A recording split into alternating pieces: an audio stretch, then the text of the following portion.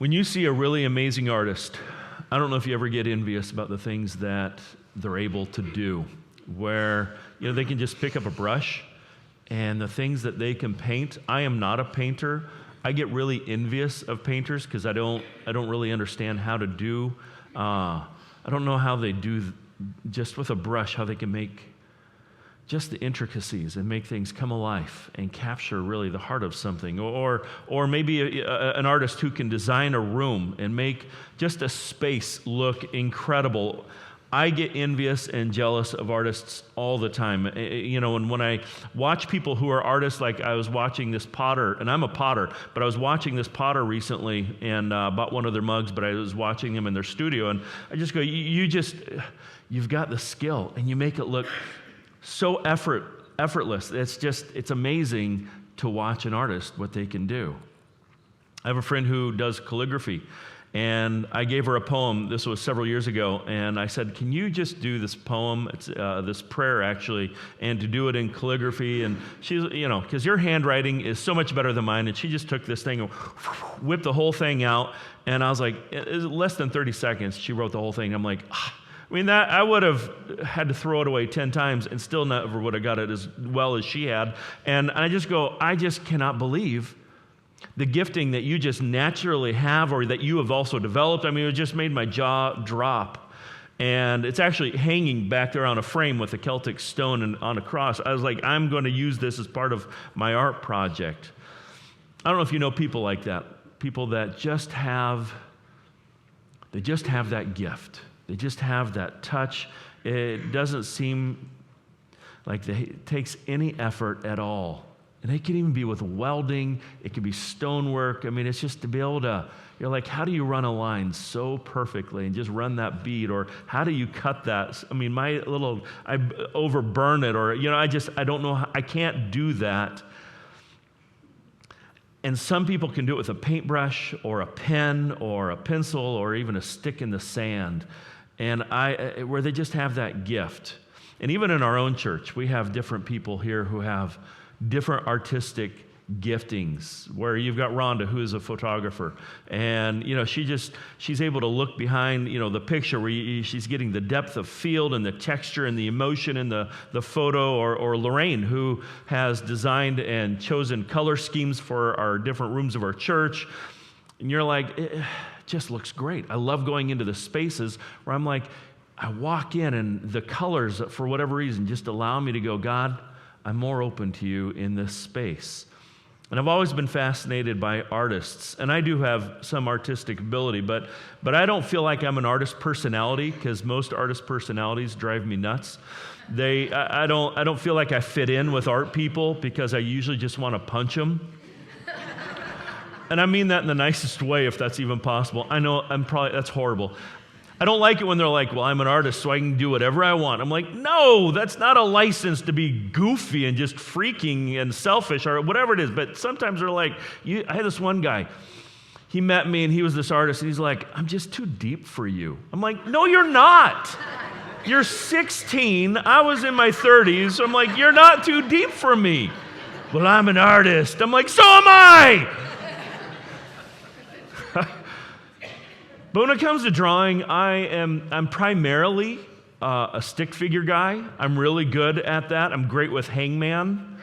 I'm good at making signs for men's and women's restrooms. I'm good at that. I can make a stick dog, and because he's Stickman's best friend. I'm good when it comes to that. I have minimal music skill. I've got some. I used to play the guitar, and I can still pick it up and make it. I can hit the strings. I don't miss them. When I was young in elementary school and junior high, I played the trumpet. I've tried the mandolin until I broke the mandolin, and so I've never picked that back up. I was in a choir in high school and in college. I love being in a choir. I love being with a group of people, and they would usually put me in the back and surround some stronger voices around me. But that's kind of the extent of my musical ability. So when I hear even musicians in our church who can write music or just use their voices or learn new instruments, I just get amazed, and I absolutely love watching that. Does anyone remember watching Bob Ross? I mean, he's kind of still an internet sensation. He's kind of this painter guy that's on TV, and he had the best hair. I had no hair envy because it's not the kind of, I mean, it's all froey and froofy. But he would just take this blank canvas, and he'd pick up a brush, and he would start just going to, I mean, he would just start at the top, and he would just, create one, and then, get another color and hit the bottom part of the canvas and start putting these browns and these blues and creating the sky and, making these mountains. And then he would start making these happy little trees, with these fun little brush strokes. And you're like, yes, I love the happy little trees because they make me happy. And I loved what he could do and how fast he could make a scene just come to life so quickly. I get amazed. I do love going to museums and art galleries. I don't like to do it with other people. I hate going with other people because I'll usually skip most things in the museum until I find something like, now that's cool. And I want to look at that and maybe get a little bit more detail. And so, I just kind of go fast, and then I want to stop. And when I want to stop, I don't want you to interrupt me, and I don't want to feel like I have to keep going with everyone. And that drives me nuts. Because I remember I was in Amsterdam, and I went to the Rijksmuseum, and there was this wall that had Rembrandt's The Night Watch. And it was half of the back wall here. And I was like, I've never seen a painting that large before. And I just, thankfully they have these little benches, and you could sit on them. And I just sat there for an hour going, I don't even know how to approach a painting like that, but then to look at all the different things, and thankfully I'd studied art history, and so I knew a lot about that piece, and so I was able to really enjoy that. But then, I love Monet's, and I love Norman Rockwell's. Give me a Thomas Kinkade. I'm great with that. I don't have I have to have a certain favorite artist. I love to see different people who can see different things through their eyes, and I get really excited about it. And all of those people and all of those artists, none of them can hold a candle to artist God. God is really this amazing painter. And I don't know how many of you catch and really embrace God when you're out in nature. I think for many of us, that is our one of our kind of love or connections to God, ways that we kind of can get intimacy and hear the voice of God is by being out in nature. But for me, that's one of them, which is I need to get out. And so a lot of times I'll head to Gray's River, and I'll just walk the river. And I love to take my shoes off and get the sand or walk on the rocks and get in the water. I love being out there. And I love being out surrounded by the mountains, and you've got just this beautiful scenery, and you're all by yourself. I'm like, God, I want to talk to you now. And more than that, I feel like I can hear you now, because my phone doesn't work out there. And so now I don't have to worry about distractions. It's amazing how oftentimes just knowing someone could call or text stops me from listening. And I don't know why that happens. But so sometimes I do. I have to take my phone if I'm around, and I'll keep my phone off, because then I'm like, okay, now I can hear you better. For whatever reason, that's an important thing for me. So that's kind of like your little free tip for the day. Turn your phone off, and then maybe you can connect to God better once in a while.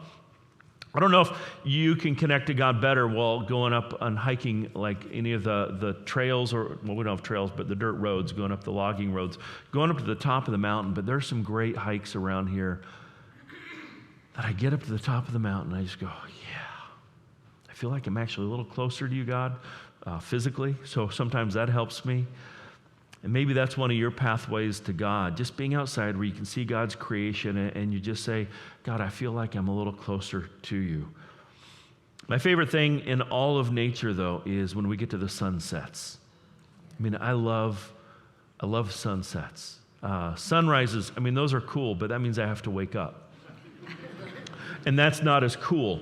And I can really appreciate them, but when you give me just an amazing sunset, and when it can change so fast in a matter of a few minutes, where it dances on the clouds and just depending where the sun is and as it goes down, and the colors, Is anyone else affected by sunsets? I just love them.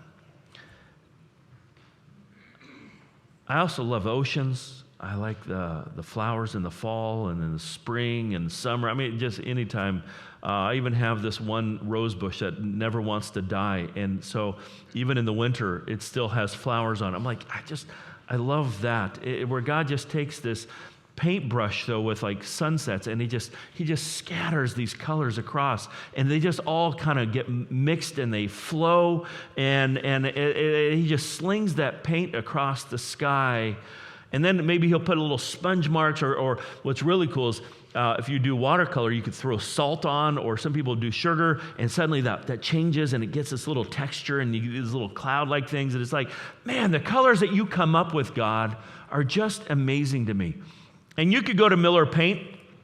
You could go, to Sherman-Williams or, Lowe's, and you can get these great little paint samples where you just, where you're like, I don't know what, where you get your little color charts, and you got these little big things that you can fan out, and they come up with some great colors. There's like a veritable cornucopia, a whole lot of choices that you can get. But I went there this week just because I wanted to look at a few of the colors, and I started looking more than at the names, because the names were cracking me up. I couldn't believe some of the names they were coming up with. So I got this one here. I'm like, well, that's just passive. And I'm like, passive? That's a name of a color. Nevermore. All right, Nevermore. And then you got Nuts and Bolts. This one, Cat's Meow. I'm like, who's coming up with these? Cat's Meow. I love that. Cry Me a River. I like this one. Later Gator. That's the name of the color. They're naming him this one. And this one, I know it's just kind of this bland one. It's called Elephant in the Room. I'm like, yes! How do you name a color Elephant in the Room? Where are you coming up with this? Whose job is it to name these little color swatches? I mean, that is just a great job, where you're just like, how fun can we have to keep inventing new colors, coming up with new names for them? That is awesome. And they're not actually creating any colors that are new. Crayola did not invent colors. Miller Paint did not invent colors. God invented colors for us. And he didn't give them the names. And so we've got people that are coming up with these really cool names to do that. God just said, color spread. And it started to go all over the place. And he did that across the skies. And it's just one of the coolest things I get to see every day. There's a psalm. It's one of my favorites. Psalm 19. I want you to read this out loud with me.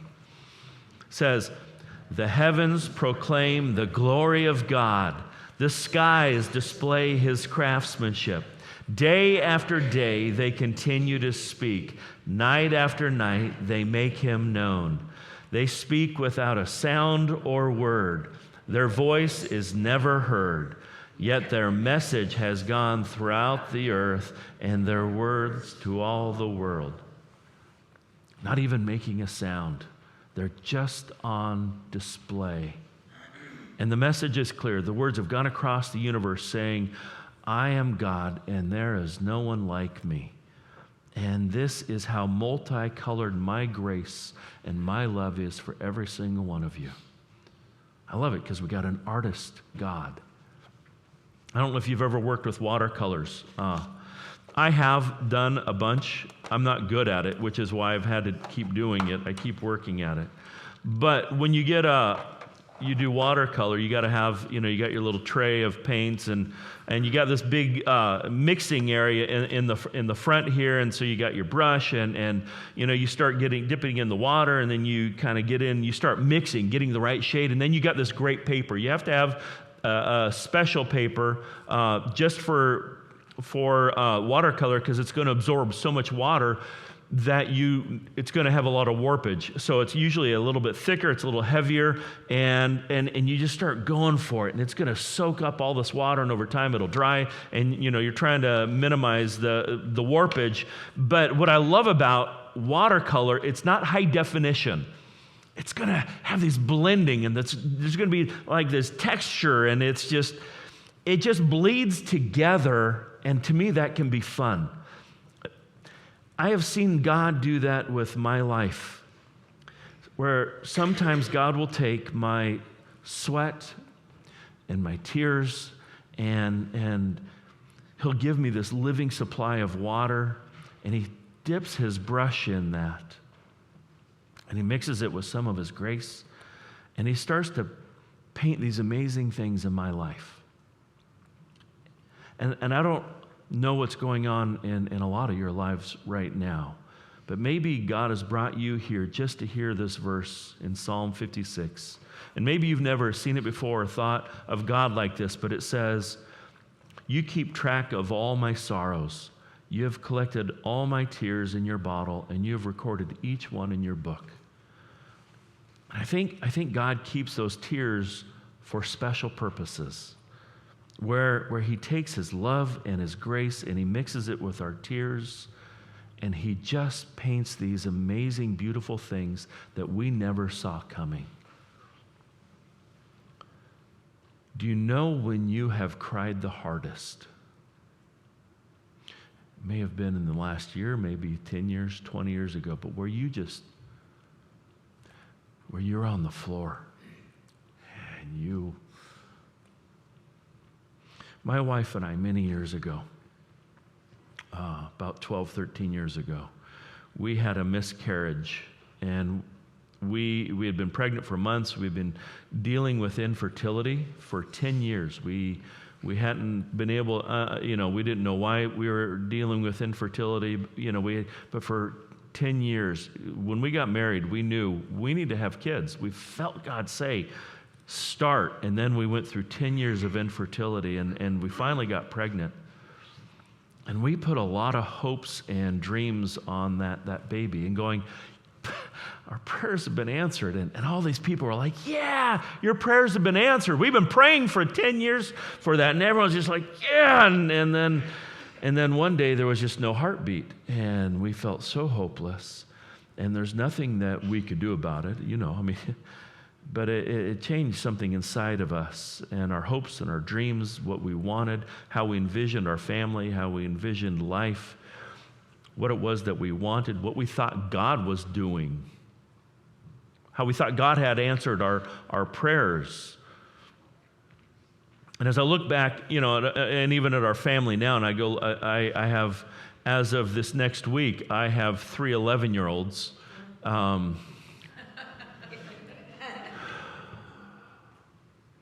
And I look at, we have 4 kids, and I look at how God took my tears and took my wife's tears, and He painted this wonderful watercolor portrait where He took our tears and dipped it in this multicolored tray that He has for us, and He made this wonderful portrait of our family with a bit more understanding,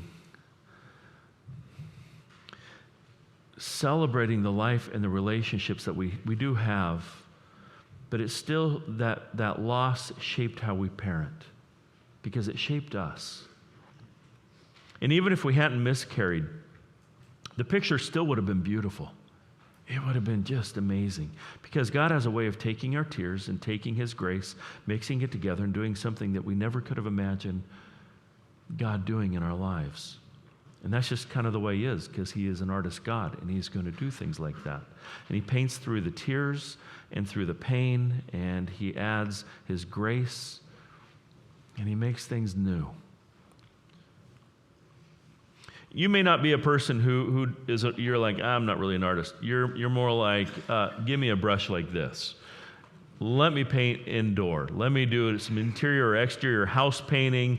You're more comfortable tackling a different kind of project, around the house, where you're like, give me a good angle brush. I like to cut a good line. I like the windows. I want the corners. I like the edges where the ceiling meets, the wall. That is the funnest part. I want to draw a good line. Don't give me the tape. That's cheating. I don't want tape. I don't need tape. And you're like, I just want a good challenge. And so you're the kind of person who's like, I want to do a good job with that. And I like to draw good lines. I work for some people who, with people every once in a while, we'll be doing a painting project, and they're like, "I'm a good painter. I'm a really good painter," and then they'll do the worst. You're like, "Oh my goodness, please stop." But you don't know how to say that because, like my brother, who's one of the worst painters I've ever met. They just take the brush and they're just like, well, you just kind of do a bunch of that. And they, and you got this paint that's just going everywhere, and they cannot get near any of the edges because they're just going to slap and spray, and as nicely as you can, you're just kind of like, well, you need to go to the garage. That's really where you've got a gift. You have a gift for the garage. But what's tough about painting around the house is when you want to go from a darker color to a lighter color. And so we've had that happen, my wife and I, several times in our house where maybe we had this one house where we had a dark gray wall, and we wanted to put a softer, it just felt like it was heavy in the living room, it was too heavy, so we wanted to go to this lighter wall, and it wasn't a large wall, but we ended up putting like 3 gallons of primer and 14 gallons of paint just to do this one simple wall, because you got to add so many stupid layers to try and mask that deep dark color that's underneath it. And I thought, my arm's going to fall off rolling this thing over and over and over and over, trying to take that dark wall and get it to be white again. This is what our artist God says in Isaiah 1:18. He says, "Come now, let's settle this, says the Lord. Though your sins are like scarlet, I will make them as white as snow. Though they're like crimson red, like a crimson red wall, and I've done that too, I am going to make them as white as wool. And even though they're red like crimson, I'm going to make them white and pure." And when God picks up the roller and he starts to roll his grace over your life, where things are fresh and clean and new, you don't see any of that other stuff that used to be true of you but is no longer of who you are. And that's how he looks at you. It's just, he's this artist who says, I can work with this. And we can make it new, we can make it fresh. I don't know if you guys like going to the museums or the galleries, but I'll say this. When I go, one of the things I don't really enjoy is abstract art. I'm not an abstract art guy. I'm not throwing rocks at it, not saying it's horrible. It's just not, usually that's one of the things I'm passing through as fast as I can. To me, I'm just like, someone says you're supposed to be good, but I don't really know how we would know that, because I don't really get what it is you're doing. I hear you're a creative genius. My kids do really good work too. I'm not seeing any difference between their work and yours. I like to see things that you can at least recognize. I'm not saying I need to know exactly. I'm not like a literalist where I need to see exactly, but I'm like, I like to see it and to feel it and to understand it. And if it's I want to see the mountains, I'm like, yeah, that's a beautiful horse. Or I feel that's, I can tell it's a horse, and I like how you've kind of blurred it because it's in motion, and I like the energy or the excitement, or I love the colors, or I love it when there's the texture on it. And sometimes it's like that with God. Okay, God, I know you're painting something in my life right now, but I don't really get it. Do you want to talk about abstract art, God? I mean, because that's what it feels like you're doing. And I'm not a lover of abstract art. God, I don't know how to say this. That's not how I would have done it. I wouldn't have added that color with this color. I don't see how the two are going to go together. It doesn't make sense what you're doing in my life. I don't see how all of this is going to fit together, God. And I think it's just this abstract mess, to which our artist God tenderly responds with words like this out of Isaiah. Chapter 55 says, I know you don't see what I'm doing in your life right now, but my thoughts are nothing like your thoughts, says the Lord, and my ways are far beyond anything you can imagine. For just as the heavens are higher than the earth, so my ways are higher than your ways, and my thoughts are so much higher than yours. And he's like, I'm not trying to make fun of you or put you down, but what I want is, I want you to trust me. I love you, And I really can see something that is great for you right now. And I really do have your best interest at heart. And I really am good at this. I am really good at loving you and shaping you and pouring into you and crafting and healing, redeeming your heart. I'm really good at this. And one day you're going to look back and you're going to see how all of this was such part of such a bigger plan for your life. And some of you know one of my favorite stories in the Old Testament is about a young man named Joseph. I love the story of Joseph. Joseph, when he's younger, he's given this really clear picture by God of what life is going to be like when he gets older. And he's 17 years old, and he's like, God told me what this picture is going to look like. He's painted it. He's like, here's how it's going to go. I'm going to be awesome. You guys are going to all love me and worship me and bow down to me. And it's going to be this great plan. Don't you guys love this? Well, he's so pumped up, he kind of gets this unhealthy pride about it. And he's bragging to his brothers. And they're like, Dad's favorite. He makes me so mad. And so they beat him up. They throw him in this pit. And then they see this band of traders or gypsies coming through. And they're like, awesome. They sell him to him. They make some money. He then gets transported down to Egypt. He goes up for sale on the slave block, and he is sold as a slave. And he goes to work for this man, and then the man's wife, she tries to take advantage of him and falsely accuses him of raping her. So now he goes off to prison, and he's there. And now we just went through 13 years of his life. 13 years of abstract art. But God, you said, I don't get it. You said, I know what you told me. It doesn't look like anything that you said was going to happen. I don't get it. I can't see this picture. It's a mix of muddled colors. It doesn't have any shape to it. But what it was is God was painting this masterpiece in Joseph's life. And even when Joseph couldn't see it, God was doing something behind the scenes. And in one 24-hour period, Joseph is lifted up out of prison and given the highest job possible in all of Egypt so that he could save the lives of millions of people when a famine was coming.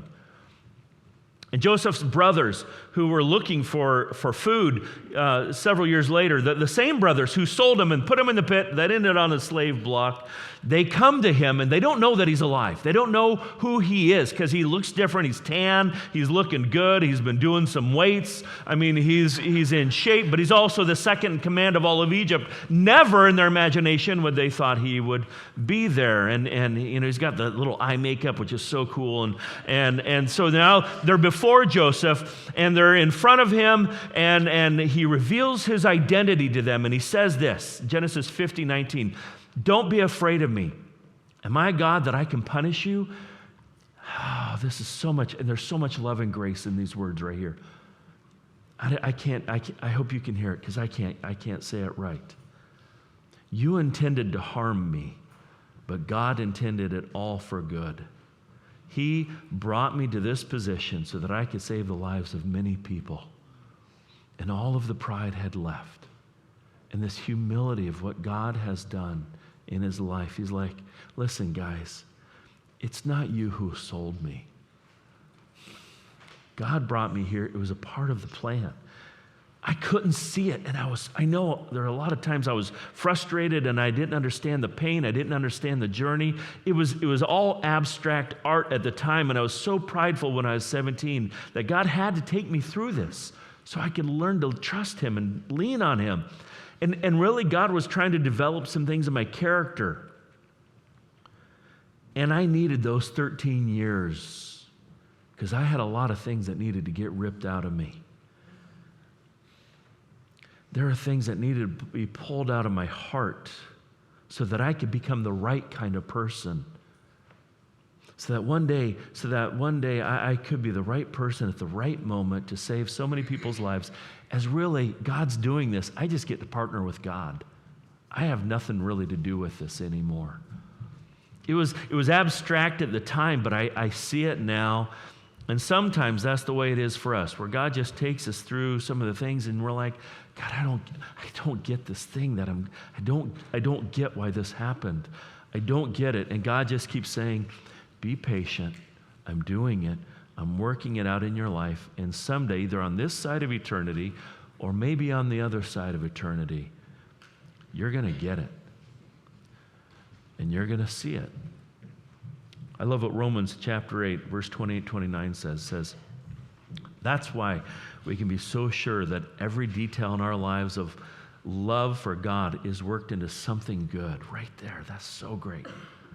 God knew what he was doing from the very beginning. He decided from the outset to shape, to paint the lives of those who love him along the same lines of the life of his Son. The Son stands first in the line of humanity he restored. We see the original, he intended shape of our lives here in him. God says, that's the plan right there. That is the plan. I'm taking all that abstract stuff in your life and I'm painting it in such a way that when it's all said and done, you're going to look exactly like Jesus. And sometimes, you know what I think God does? Even if you're not an artist, I think every one of us at some time in our life, I think we've all tried one of these things. Yeah? At some point, every one of us have done that. I went and I've got one, but I was going to hold it up, and I'm like, yeah, you probably can't tell what it is. But I've got one, and I'm so excited to do it. Though I got to figure out how to attach it. It's not on a frame, and I was a little disappointed. Anyhow, I love paint by numbers. Has everyone done one? Thank you. And if you haven't, I am so sorry. I don't care if you're 20, 40, 80, if you're 90 years old. If you've never done, you need to go get one. There's a Michael's in Longview. Like, you can do this. I just want to tell you, you can do it. There's numbers. It's so great. And when you get a little kit, it comes with paint. You don't have to figure this out. It even has brushes in it. And numbers. And you just literally, number 18 goes on number 18. It's so great. Anyone can do art at this point. But I think God does this sometimes in our lives also. Not because God needs a help and he's like, oh, what number does that go to? I don't think that's it. But when I look back at my life, I really think God does it like this, where it's like God said, when you were 13 years old, I'm going to paint that red. And he hits these different areas in my life. And then when I'm 17, now I'm going to paint blue this year. And every year of my life, he's taught me something. I'm going to reveal a little bit more about my life and my character. And this year, we're going to hit little greens and different subtleties. And every year when I look back, and maybe you can too, where you're like, oh yeah, back in 1975, I'll never forget that thing we went through and had that really shape my heart and my life. Or maybe it was 1992. I'm never going to forget that because that's when God did this in my life, or God saved me from that. Or I'm never going to forget 5 years ago where there was that deep pain. And it's like, God, why is there so much black on this picture? I don't get how there's so much darkness, or I don't get it. Or maybe it's just this last year. I'm never going to forget that. And I don't get those colors, God. And some of you are just saying, God, you did do that in my life. And this one season, you painted this one, it was so many bright colors, and then the next year, it wasn't. But I know that year, it seemed to be a different color. Ecclesiastes chapter 3 says, for everything there is a season, a time for every activity under heaven, a time to be born and a time to die, a time to plant and a time to harvest, a time to tear down and a time to build up, a time to cry and a time to laugh, a time to grieve and a time to dance, and a time to keep and a time to throw away. There are just different seasons that all of us go through. And I look at those seasons of my life and I see how it's like God was just doing this paint by number. And I could tell you certain years that God did something amazing in my life, and that was Artist God. Ephesians 2:10 says, this is great. He says, for we are God's masterpiece. He has created us anew in Christ Jesus so we can do good things He planned for us long ago. Artist God painting in your life. And sometimes I see God more like a kindergarten teacher, where they're this art teacher, and I've done kindergarten art teaching, and so this is always fun to do, where you before class, you get all these Crayolas and all the paper, or maybe you get the finger paints out, and the kids come in and you're like, put on this apron, and now just go for it. Just no rules. Have fun. Go in and be messy. Does anyone remember doing that themselves? I don't. But I'm sure it happened.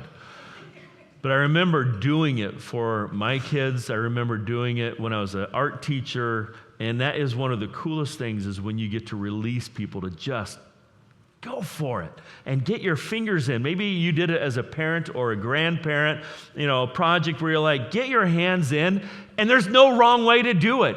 Just have fun. Go nuts. And sometimes I think God tells us, just get the paint and go nuts. Do that. And I'm not saying that we go outside of the will of God, and go crazy with our lives. I'm just talking about paint with passion. Have some fun mixing some things up. And live your life with that passion and that heart, and get out of your comfort zone. Move in trying different things and do it with Jesus. But when you do it with everything that you've got. Allowing God to shape you and form your heart so that every day is this amazing adventure with God. And don't play it safe. Push it out of the boundaries. Go. Let's see what's going to happen, because you know what? We really can figure this out. Color outside the lines of your own comfortability. And God says, come on, live your life with some joy and some passion, some excitement. Live with it. Try it. Express yourself in more things than you even are comfortable with. Open your heart up to more things, to other people. Try it. And at one point in the history of the Israelites, they were invaded, and they had been carried off, and they had to go serve the Persian Empire. Many years later, they wanted to return back home after living in this exile for a long time, and they were just frustrated because they were in exile. But you had this one guy who was kind of a leader and working in the Persian Empire named Nehemiah, and he was given permission. How about, he was like, I want to go home. My home, I want to go to Jerusalem. I want to go back to my hometown, my home country. And the king's like, yeah, go for it. Not only that, I'll help you. We'll get some supplies sent to you. And so he gets there, and there was literally nothing. And the city had just been demolished, and his heart was breaking. And so he's like, but okay, we're not giving up. And he kind of rallies the people together that were around. He's like, we're going to rebuild these walls. We're going to rebuild Jerusalem. We're going to rebuild this place where we know that when we're here, we meet in the presence of God, and God's life is here. And we're going to be in intimacy, not just with each other, intimacy with the Creator. And we're going to rebuild this city. And then he's like, we're going to do it faster than we've ever done anything before in history. We're going to do it in 52 days. And everyone's like, no, that's a joke. Good joke. And he's like, no, really, we're going to do it. And everyone was excited. And when they were able to do it, and they did complete it, they threw a party, and they just went nuts because they couldn't believe they had done it. And they had bands that were playing all over, going down the streets. They had choirs that were singing down all the alleyways, and everyone's dancing. Everyone's out in the city square and having the best time. And he said, the joy of the Lord is my strength. Nehemiah 8:17. So everyone who had returned from captivity lived in the shelters during the festival, and they were all filled with great joy. The Israelites had not celebrated like this since the days of Joshua, son of Nun. And you're like, well, that's cool. So it's been a couple of years. No, that's actually about almost 1,000 years. They hadn't celebrated like this since they had come out of the promised land 1,000 years previous. And one of the reasons the church, hopefully the church, our church, all church, this would be the ideal, that it's a place of joy. We got to laugh here. We should.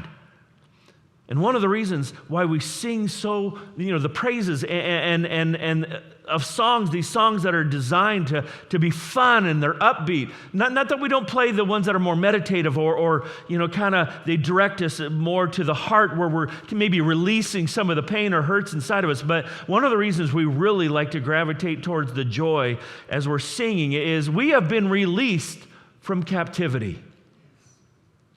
And some of you need to be reminded of this. You have been released. Some of you forgot. Sometimes I forget. And when you start coming to, the first time maybe you came to this church, you're like, I don't know, because we don't even know if they're denomination. I don't know if I can trust them. They're still kind of the new church in Cathlamet, even though we've been there like 30 years. But they're still new. We don't trust them. And then they changed their names. So now we don't know. And then they, and you started coming in, you're like, I don't want to go. And then you came in, you're like, okay, maybe it's not as bad. And you're skeptical. I don't know if I can fit into church anymore because I've been hurt or damaged at other churches, and I don't know. And then you came here and thought, this is actually better than I thought. In fact, this is kind of fun, and I can do this. And you found that people are a little bit loud, especially me, and you're like, and we can laugh. And we can cry. I mean, we can do all of that. And people are laughing and they're singing and they're clapping their hands and they're moving to the music. You mean I can move? You mean I can sit if I don't want to stand?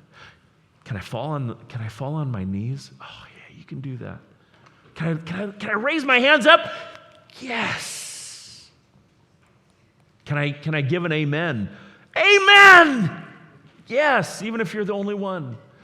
What about during announcements? Of course, always during announcements. What about when we have the worship team up here? One of the reasons we don't have pews is because they're uncomfortable. But the real reason, you're like, where is that going? Is because we can just move them. Get it out of the way. If it's stopping you, you're like, I need space. Okay. Push a chair out of the way. Totally cool. This is a space. You're like, maybe I just need to go stand in the back. Maybe I need to move. Do it. This is a space for you and God to connect and to grow. You own it. If this is your first week here, welcome. Sorry I didn't welcome you sooner. But thanks for visiting. But more importantly, if it's your second week, this is your space, and you can do it your first week, but you're usually just like checking us out, and we're checking you out too, just so you know. But if you're like, I'm risking it enough to come a second time, this is your space. This is a body. This is not Kenny's church. This is our church. It's for anyone. It's for everyone. Doesn't mean it's for everyone. But it's for everyone. Does that make sense? It's a church for everyone, but that doesn't mean everyone's going to want to be here, and that's okay too.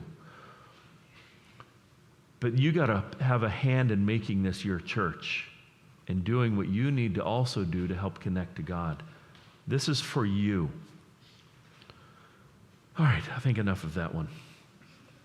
When we gather on a Sunday morning, we want to explode out of here with the kids and with joy and laughter, and we want to be like kids running to the table to play with finger paints. Wouldn't that be a cool church to be a part of? Where God, thank you for the painting that you're doing in my life, and thank you that I get to be a part of this too. And kids are awesome. My 3 11-year-olds at Christmas time, they come banging out of their bedroom at 5:30 in the morning on Easter morning, and the first thing that they do is they dive for the stockings because they have free reign over that. You touch the presents, I kill you. but you can open the stockings and I don't have to be there. And so they know that. So they go for the stockings, they dump them, and they're just ripping, things are wrapped in there. And I'm like, yes. And that gives me about 8 more, extra minutes to kind of start the coffee, to get moving. I don't need to watch that. I know what's in it, and they're already candy high before I've had my first cup of coffee, because there's always like a Toblerone or something in there, gummy bears, or because that's just the quick. And they're everywhere. And I absolutely love that, because they're so impatient and energetic and excited to rip open the presents, where you've got this wrapping paper that it's coming off so fast and so hard, it's like snowing in the house with all these fine little pieces of paper that are falling down. It is just fun to watch kids who are that passionate and that excited. And they have a complete disregard for how well the present was wrapped. And there is an art to wrapping presents. I don't know, is anyone good at wrapping presents? You're guys, anyone there? We've got a few. I love that. I'm like, yes, I'm good. Christmas, I was downstairs, I was watching a video, I figured I'd try to figure a new way to wrap the present. So I start watching this video, and this lady starts folding the paper a certain way, and I'm like, wait a minute, she doesn't know what she's doing. So I watch her fold it a couple more times, and she tucks it in and tapes it, and I'm like, actually, she might know what she's doing. I stayed up until 6 o'clock on Christmas morning wrapping presents. You didn't actually go to bed then? I did. Because the kids are up at 6. And the president ended up having little pockets on the wrapping paper, and she stuck colored pencils and candy. Nice. I admire people who take the time to even watch YouTube to get better at this. And then they're like, I need to go to a master class of rapping. Pure determination. I'm going to be honest with you. I am not as good at this. Instead of folding it, sometimes I'll just kind of roll the ends up. And then you tuck it. You don't even have to tape it or tie it. I mean, it's only got to be there for a little bit. Because there are really two kinds of people in this world. There are. Those that can beautifully wrap presents and people just love to open them, and then people like me who put them in a gift bag. Now, I'm going to say, I put a little tissue on top so you can't peek. I mean, it's the tissue, and I work at color coordinating if I have the right wrapping tissue on top. But there are just some people who are just so good at it, or because it's so important, they will take the time to look how to do it better. And I'm envious of people who have that gift. My wife has the gift of wrapping. I don't. And when I mean, we're not talking Eminem or Jay-Z. I mean, she can just wrap and paper. And when she's done, I mean, it's like she's some, hibachi chef where it's just, she can, and it's done. And it's a work of art. And I can't, and it's precise and precision of angles and lines. And I'm like, oh, it's just so counterproductive, Emma. I don't get it. I mean, it's just a waste of time. Why would you spend so much time, and for me, frustration, on something that's just going to get ripped up, thrown in the trash? Anyone else with me? I mean, don't leave me hanging. Thank you. Thank you. My people. You're my people. It's not like the color choice of paper is going to make the gift any better to me. But let's say, for instance, hypothetical, you have $1 million that you're going to give for Christmas. First, you'd be ecstatic if you knew you were going to be the recipient of $1 million. Then you'd wonder what crime I might have committed to be able to get that kind of cash. But would you care if you were going to get a present with $1 million in it? Would you care what it was wrapped in? You're like, it could be, a Pottery Barn bag for all I care, or, would it matter if it was in that, or maybe a gift bag from Walmart? Like, would it matter? Is one better than the other, or is it what's in there? And I'm just going to answer that for you. You don't care what it's in. If you know there's $1 million in there, what the presentation is going to be. Because the stuff inside isn't going to change. You would still have that $1 million, and I would still be in jail. And I know I'm stretching a little bit here, but I like to think that the creator of the universe, even though he's this amazing artist God, I still think maybe how Jesus might be a gift bag kind of guy. Just hang with me on this one. And I've got absolutely no evidence biblically to support this, other than I just don't think Jesus would have wrapped presents. I think if you were a follower of Jesus, I think he was the kind of guy who was a lot more concerned about what was in the box than what was on the outside of the box. You know what I'm talking here now. I think about Jesus, just his own appearance. A blue-collar, regular-looking guy covered in sweat and sawdust and calluses on his hand. Nothing about him was impressive to anyone. Nothing shouted, King of Kings, Lord of Lords. People, they've been waiting for the Messiah for a long time, and they're expecting when the Messiah comes, hey, purple robes or a diamond-studded crown, maybe silk clothes, a lot of the bling, but that isn't how he did it. Jesus came to earth. He came in this gift bag of just straw, and there was a barn involved, but it wasn't Pottery Barn. And he just showed up in the most humble, amazing way. And I think that was the heart of God saying, this is what I care about. I care about what's inside of every single one of you. And I want to do something special in each and every one of you. You are my masterpiece. And I'm not as concerned about the outside and about the wrapping that you have, because everyone's going to look differently. And I'm going to wrap everyone differently. And we're going to even celebrate the uniqueness. But I'm going to move inside of everyone who is willing and allows me to move inside of. And I'm going to make a masterpiece out of them if you give me free reign and free access to your heart. And that's exactly what God does. And if you don't know by now, if you're trying to just make the wrapping paper look good, but your life, if you're still just chained by insecurity and fear, and you're consumed by what other people think of you, well, what if I'm not pretty enough? What if I'm not strong enough? What if I'm not good enough? What if I don't have enough money? What if I don't have enough power? What if I don't? What if I don't? What if I don't?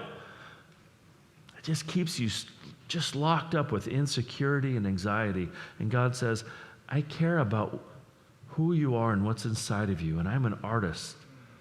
And I'm going to move inside of you, and I'm going to do something in you. And it will be a masterpiece, because you will be my masterpiece. And I want to shape you into the image of my son Jesus, who lived his life accepted. Wouldn't that be amazing to feel? I am accepted, and I am secure, and I'm significant, with little regard for the wrapping paper, because that is our artist God. What a gift. I'm going to close in prayer. Father, I just praise you for who you are and the things that you are painting in my life, and the colors that you're using and the way that you're doing it, and I don't even understand it all the time. In some years, God, I'm really patient, going, it's fun and it's cool and I don't get it, but I trust you. In other years, God, I don't get it. And I'm impatient, and sometimes I get really angry, and I don't always want to listen to you, God. I don't always want to give you and allow you to have access to my heart. So God, this morning, as we come to you, help us to find some joy and some freedom in the finger paint, where we just kind of go, God, I want to lean into you more. I want to trust you more. Fill us with your Spirit. Fill us with your presence.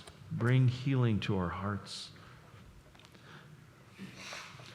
Give us the ability to allow you to make us into masterpieces.